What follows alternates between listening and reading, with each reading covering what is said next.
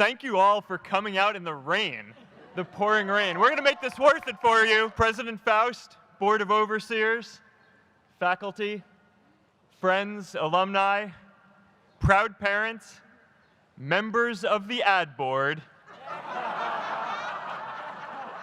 and graduates of the greatest university in the world. I am honored to be here with you today because, let's face it, you accomplished something I never could. If I get through this speech today, it'll be the first time I actually finish something here at Harvard. Class of 2017, congratulations. Now, I'm an unlikely speaker today, not just because I dropped out, but because we're technically in the same generation. We walked this yard less than a decade apart. We studied the same ideas and slept through the same Act 10 lectures. We may have taken different roads to get here, especially if you came all the way from the quad. But today, I want to share what I've learned about our generation and the world we're all building together. But first, these last couple of days have brought back a lot of good memories. How many of you remember exactly where you were and what you were doing when you got that email telling you got into Harvard? I was playing the video game Civilization, and I ran downstairs and got my dad, and for some reason, his first reaction was to video me opening the email. That could have been a really, really sad video. But I swear,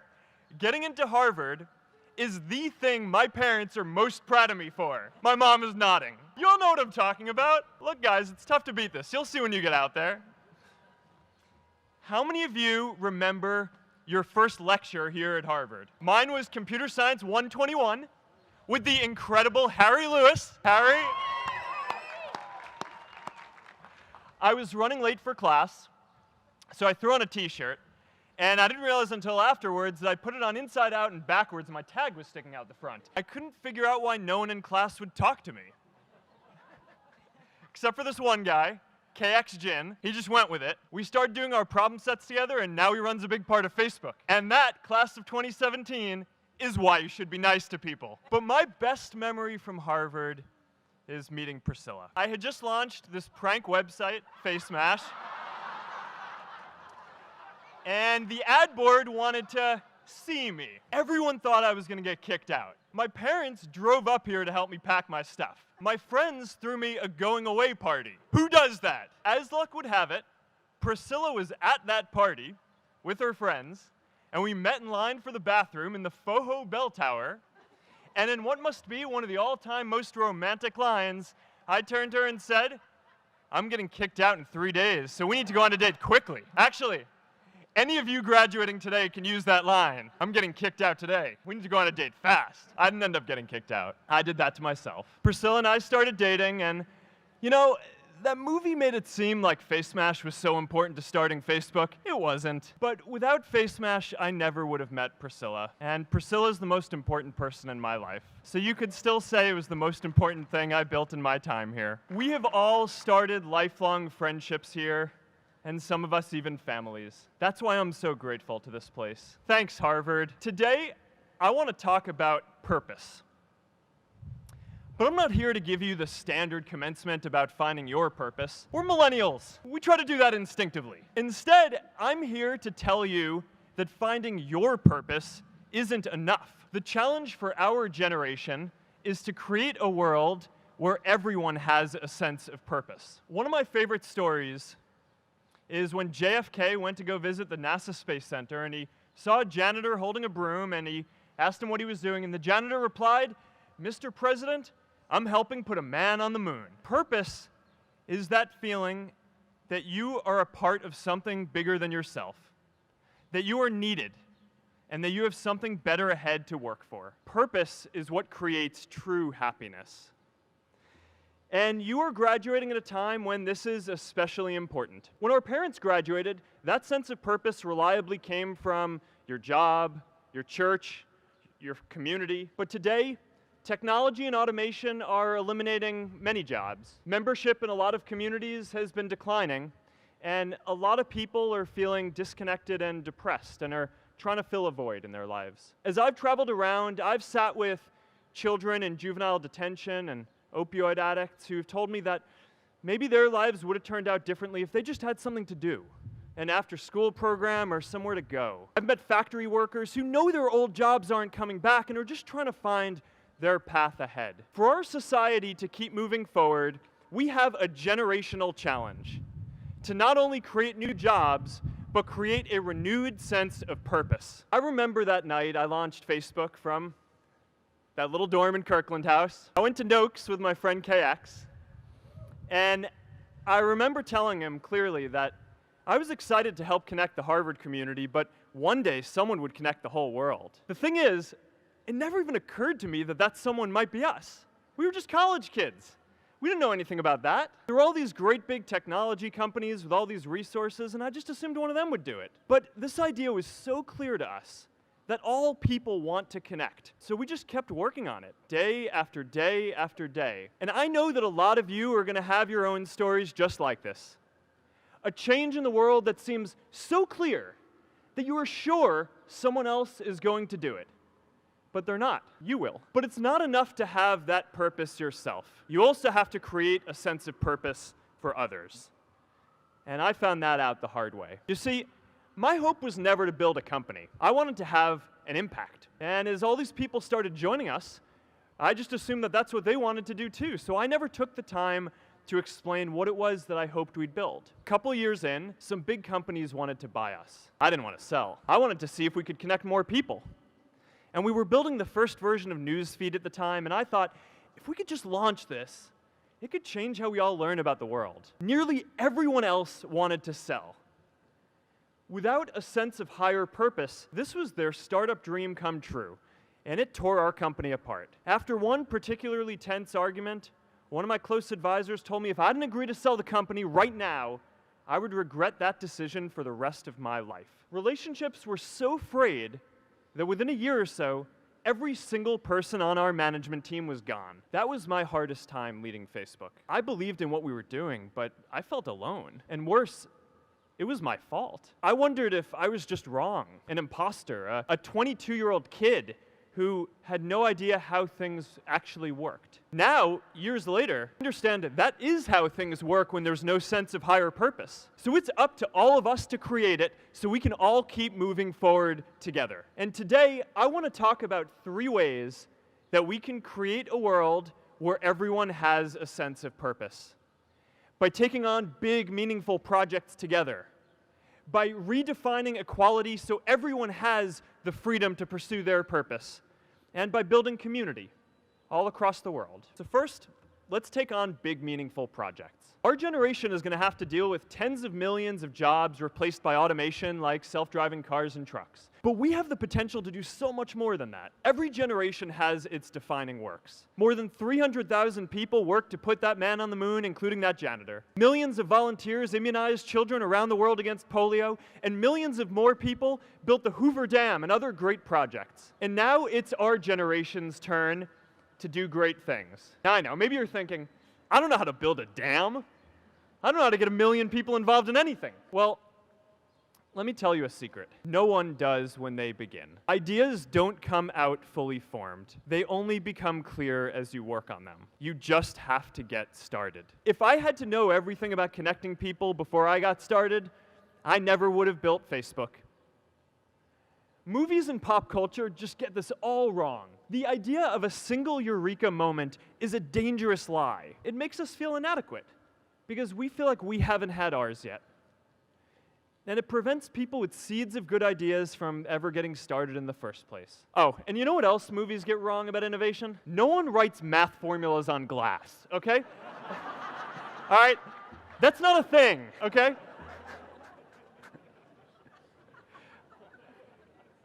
It's really good to be idealistic, but be prepared to be misunderstood. Anyone working on a big vision is going to get called crazy, even if you end up right. Anyone taking on a complex problem is going to get blamed for not fully understanding it, even though it's impossible to know everything up front. Anyone taking initiative will always get criticized for moving too fast because there's always someone who wants to slow you down. In our society, we often don't take on big things because we're so afraid of making mistakes that we ignore all the things wrong today if we do nothing. The reality is, anything we do today is going to have some issues in the future. But that can't stop us from getting started. So what are we waiting for? It is time for our generation-defining great works. How about stopping climate change before we destroy the planet and getting millions of people involved, manufacturing, and installing solar panels? How about curing all diseases and getting people involved by asking volunteers to share their health data, track their health data, and share their genomes? You know, today, our society spends more than 50 times as much treating people who are sick as we invest in finding cures so people don't get sick in the first place. It makes no sense. We can fix this. How about modernizing democracy so everyone can vote online? And how about personalizing education so everyone can learn? These achievements are all within our reach. Let's do them all in a way that gives everyone in our society a role. Let's do big things, not just to create progress, but to create purpose. So taking on big, meaningful projects together is the first thing we can do to create a world where everyone has a sense of purpose. The second is redefining our idea of equality so everyone has the freedom to pursue their purpose. Now, many of our parents had stable jobs throughout their careers, but in our generation, we're all a little entrepreneurial, whether we're starting our own projects or finding our role in another one. And, you know, that's great, because our culture of entrepreneurship is how we create so much progress. An entrepreneurial culture thrives when it is easy to try lots of new ideas. Facebook wasn't the first thing I built. I also built chat systems and games, study tools and music players, and I'm not alone. J.K. Rowling got rejected 12 times before she finally wrote and published Harry Potter. Even Beyoncé had to make hundreds of songs to get Halo. The greatest successes come from having the freedom to fail. Now,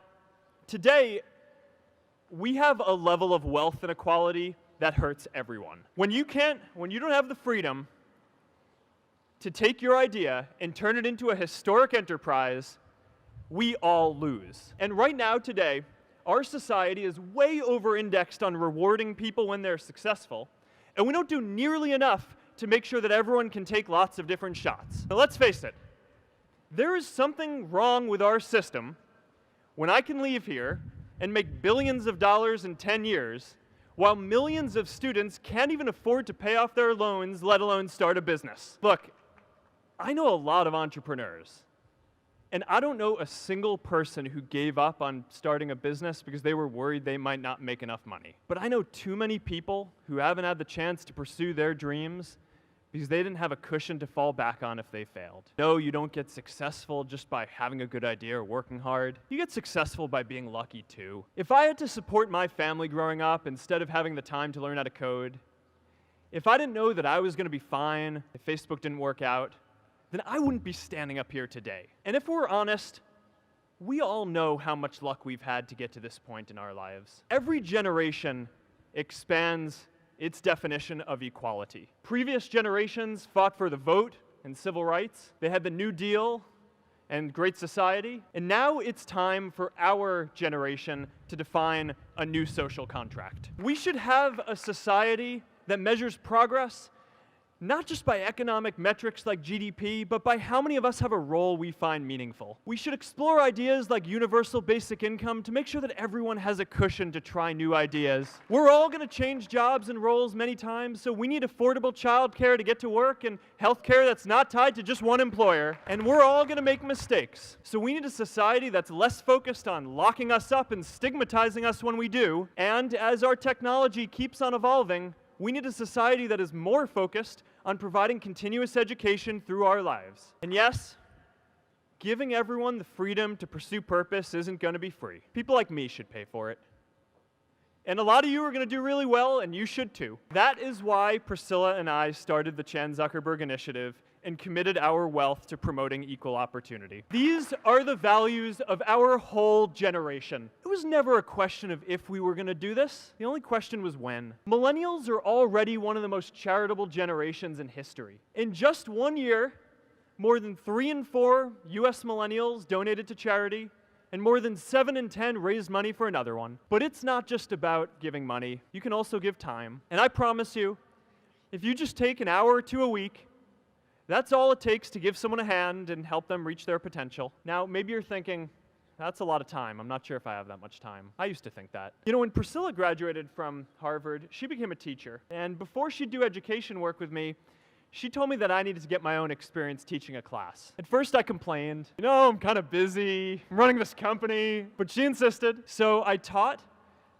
an after-school program at the local Boys and Girls Club on entrepreneurship. I taught those kids lessons on product development and marketing, and they taught me what it was like growing up feeling targeted for your race, and what it's like having a family member in prison. I shared stories of my time in school, and they shared their hope that one day they would get to go to college too. For 5 years, I've had dinner with those students every month. One of them even threw Priscilla and me our first baby shower.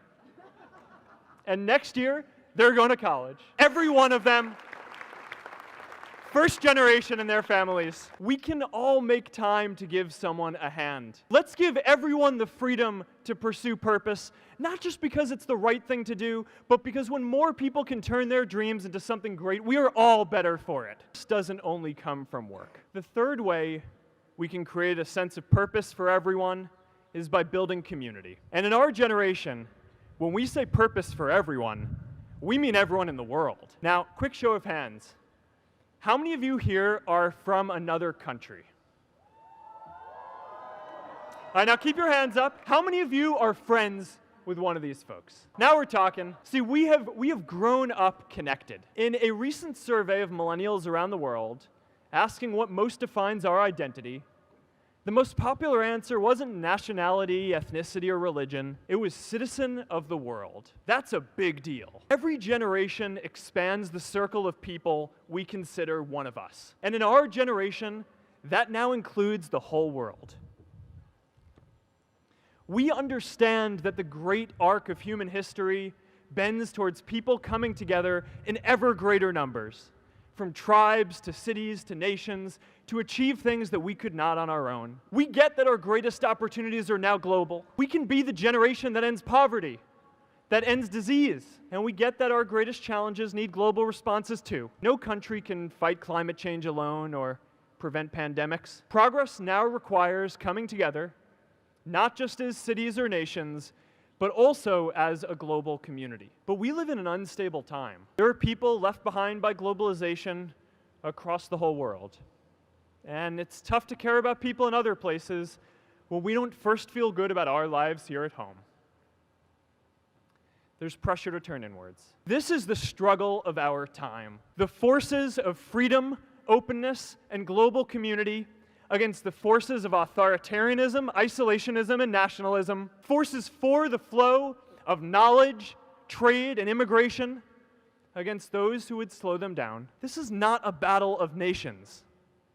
It is a battle of ideas. There are people in every country for more global connection, and there are good people against it. And this isn't going to be decided at the UN either. It's going to happen at the local level when enough of us feel a sense of purpose and stability in our own lives that we can start to open up and care about everyone else too. And the best way to do that is to start building local communities right now. We all get a lot of meaning from our communities. Who here's from Elliott House? How about Lowell? I know you guys found community because you literally live right on top of each other. And Mather? I'll just leave that there. Whether our communities are houses or sports teams, churches or a cappella groups, they give us that sense that we are a part of something bigger, that we are not alone. They give us the strength to expand our horizons. And that's why it's so striking that over the past few decades, membership in all kinds of communities has declined by as much as 1/4. That's a lot of people who now need to find a sense of purpose somewhere else. But I know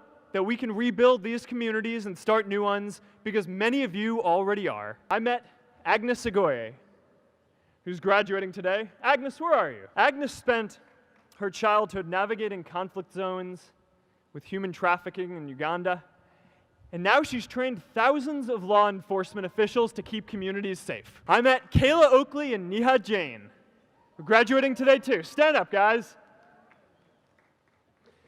Kayla and Neha started a nonprofit that connects people suffering from chronic illnesses with people in their communities who are willing to help out. And I met David Razu Aznar, who's graduating from the Kennedy School today. David, stand up. David is a former city councilor who fought to make Mexico City the first Latin American city to pass marriage equality, even before San Francisco. And this is my story too. Student in a dorm, connecting one community at a time, and keeping at it until one day we can connect the whole world. Change starts local.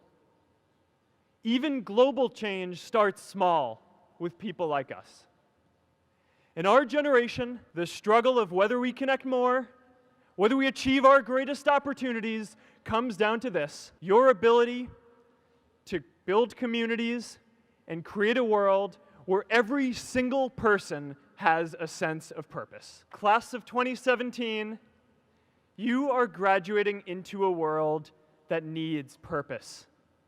And it's up to you to create it. Now, maybe you're asking yourself, can I really do this? Well, remember when I told you about that class I taught at the Boys and Girls Club? One day after class, I was talking to my students about going to college, and one of my top students raised his hand and said that he wasn't sure he could go to college because he's undocumented. He wasn't sure if they'd take him. Last year, I took him out to breakfast for his birthday, and I wanted to get him a gift, so I asked him what he wanted, and he just started talking about struggles that he saw other students in his class facing, and finally said, you know, I'd really just like a book on social justice. I was blown away. Here is a young guy who has every reason to be cynical. He wasn't sure if the country he calls home, the only one he's known, was going to deny him his dream of going to college. But he wasn't feeling sorry for himself. He wasn't even thinking of himself. He has a greater sense of purpose, and he's going to bring people along with him. It says something about our situation today that I can't even say his name because I don't want to put him at risk. But if a high school senior who doesn't know what the future holds for him can do his part to move the world forward, then we owe it to the world to do our part too. So before you walk out those gates one last time, and as we sit here in front of Memorial Church, I'm reminded of a prayer, Misha Berach, that I say whenever I face a big challenge, that I sing to my daughter, thinking of her future when I tuck her in at night. And it goes, may the source of strength, who's blessed the ones before us, help us find the courage to make our lives a blessing. I hope you find the courage to make your life a blessing. Congratulations, class of 2017. Good luck out there.